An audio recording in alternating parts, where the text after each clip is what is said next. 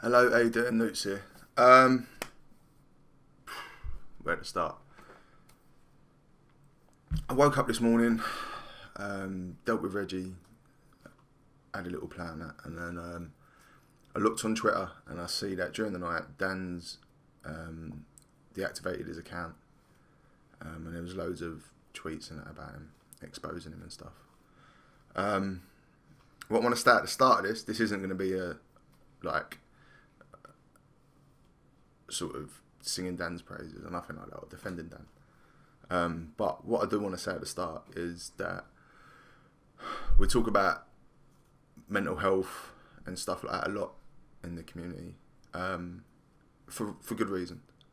And just from someone that weren't part of the whole witch hunt last night, looking in on it, like, you don't know what Dan's state of mind is going to be in a minute. And I don't think, I don't know. I just think if you were to have a scale with how much money some people owed and how quickly they are to jump on a bandwagon, and kicking a man when he's down, I think some of it's just a bit shitty, to be honest.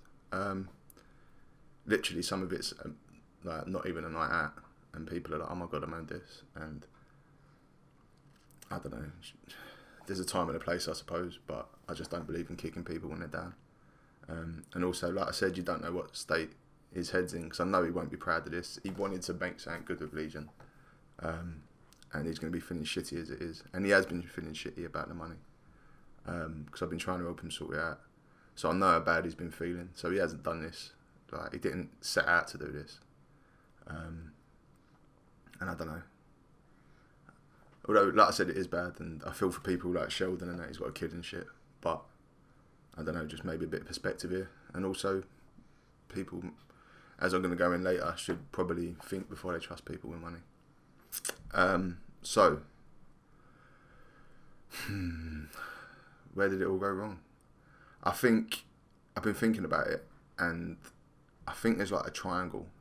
I don't think you can blame the all-rounders solely, and that's not because I'm one. That's just, I will explain why. I think there's a lot of things that go into making something like this happen. They love the saying in the army, the Swiss cheese model. A load of things have to align perfectly for something bad to happen.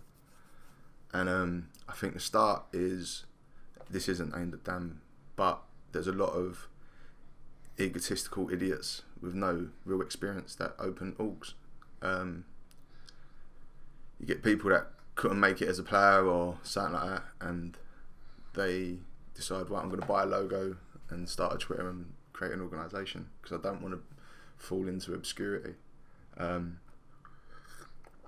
without any real life experience, management skills, money management skills, and then people rely on them, and they're foolish enough to think they can rely on them, and then things like this happen. I'm not saying that's with Dan, he's a bit older, and you'd expect better, to be honest. And sometimes it is the older people. Look at the donut that run Donal. He's bumping people left, right in Chelsea. And apparently he's got loads of money, so you think you could trust him. Some people are just scummy. And I think they fall into a different category. But the ones we see mostly, I think, are just mismanagement and not understanding the scene enough. And that sort of brings me on to my second point, where players expect more than they should, and they don't look into things enough, to be honest. It's going to affect you, so look into it, just as you would if it was a business transaction anywhere else. There isn't more money coming into the lower levels of esports, although there might be at the top. It's a bit like the Premier League, and the money doesn't really trickle. Well, it doesn't trickle down at all. The Premier League has something in place where it trickles down to the other teams, but there is nothing like that in esports. And there's no more money coming in there, really, than there was when I started. If anything, there's probably less, because so many esports related companies have been burnt by dodgy organisations not doing what they promised, that it's harder to get money now probably than it was back then. Yet teams constantly think they deserve more when they don't. Literally almost everyone in both of those two teams at Legion I like or spoke to, you know what I mean? So this isn't a dig at them, but if I was in their situation when Legion said they was going to fully fund two teams to an American event, if I was either of those teams, I'd be like, look, mate, where are you getting this money from? That's like 10 grand. you've only got affiliates, say you're going to get 10 grand. I'd want to see it, you know what I mean? If I was Lewis's team, I'd have said, look, you're bringing on another team, bro. Are you sure you're going to have the money? If I was the other team, I'd be like, you've already got that team. How are you going to do this? But I think sometimes people are just so happy to get these promises of funding from teams that may not be able to afford it, that they hold on to it, you know what I mean? And there's a saying like, promise is a comfort to a fool. And if you're foolish enough to believe some of this stuff, then some of it's down to you for not looking into it. And again, that isn't aimed at them, that's just teams in general, you know what I mean? But sometimes it's better maybe taking a little bit less from someone you know is going to guarantee it than it is to take these promises and get let down, which happens all the time. Like, I could literally rattle off organisations that don't complete it. And this nicely brings me on to my third part of the triangle, and that's the community, the Twitter fans, as I call them. Not the people that turn up to the events, because they understand it a bit more. So they get to see, like, at events, everyone on Twitter fronts like they're the biggest thing in the world. Then you get to an event and they're sitting in a corner talking to nobody, or just the people in their orgs. No one else is coming up to them, because no one who goes to these events really cares, like, not cares, but values their opinion that much. But everyone on Twitter that doesn't, like the Twitter fans, are like, oh my God, everyone's the best. And they just gas people up. Like, you can sign free streamers and people are gassing you up as the next best thing. And the problem that does is it makes these egotistical people try to live a champagne lifestyle with lemonade money. And they can't. So they're being told that they're all the next best thing when they've never achieved nothing or done anything. And they try to hold on to that. By, right, we've got to bring this team in, we've got to bring that, we've got to make these announcements, we've got to pretend we're doing this, we've got to keep saying there's stuff going on in the background, we've got to make announcements for announcements, announcing something that isn't even that interesting. Or because they sign 5 streamers, then, like I said, they're the next big thing. I remember an org signing about 100 streamers at once, like, and getting gassed about it. It's not hard. Like, it really isn't. And that doesn't make you, like, streamers are important, content people are important. I like to think we look after ours quite well, but that's because we don't have a million of them. And, like, it doesn't make you the next big thing. Like, people, none of us are probably going to be the next big thing. The reality of it is, because there isn't the money there, and money is what matters. And, like, it's just frustrating.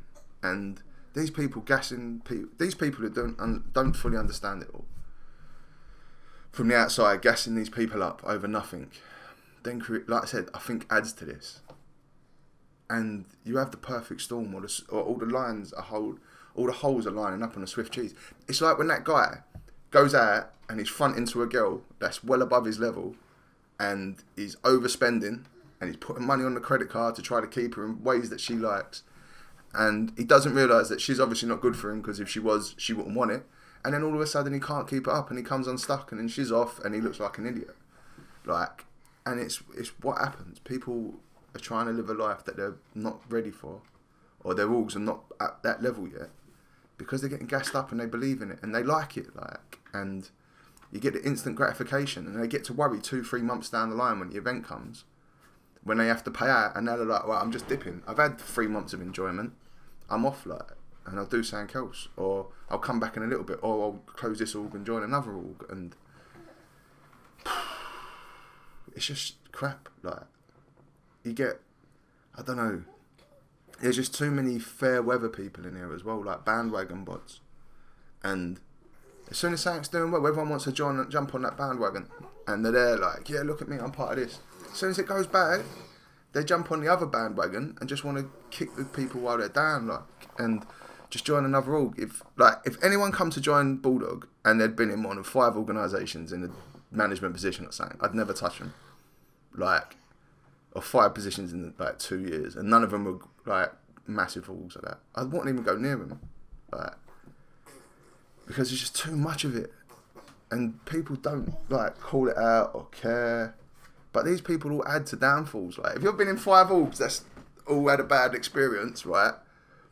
Either you don't highlight something, you don't do enough there, or, like, I don't know.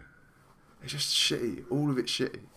And it all comes from, like, that triangle. And it's a shame, because I hate seeing things like this. I haven't done a video for ages. Like, and like I said, this has took so many attempts. but I couldn't get this all across writing. One, because I'd make about 1,000 spelling mistakes because I'm blind as a bat. My glasses ain't even here. That's how bad it is. Because I play like Dota Underlords in bed. Like if I tweet from bed, I'm alright because my glasses are next to me. If I do anything from down here, I can't hardly see. And yeah, I just don't want the scene I had a small part in plan, like, build. Do things like this in this day and age. Especially because a lot of these people are my friends, and I feel bad for Sheldon because I've got my boy, like, and I don't know. Like, I'm just trying to see it from both points of view. And I just think a lot of people to blame for this. And when this happens all the other times, there's not just the people that run the orgs to blame. It's the teams that believe the bullshit. It's the people that gas them up over doing nothing. Like, if you're saying, like, I see some of these lists, and I'm like, I've seen teams before they've even attended an event, people gassing them up that they're the best team. Like, what? Are you mental? Like, oh, I don't know. It's just crazy, isn't it? People just don't educate themselves enough in every part of that triangle. And it's just bad, like, it's bad. But anyway, I hope you have a good Sunday. I hope I can get in touch with Dan. I've been trying to get in touch with him, just the one, see if he's alright. And two, if there's anything else I can do to try to help him. Because he is a nice guy. And like I said, this isn't a defending Dan thing. I hope you can see that. Like, he's a fucking idiot for letting it get to this. But let's try to remember there's two sides. And he's still a person, you know what I mean? Because I'd hate for anything bad to happen. And when I logged on, it was like people proper going in at him.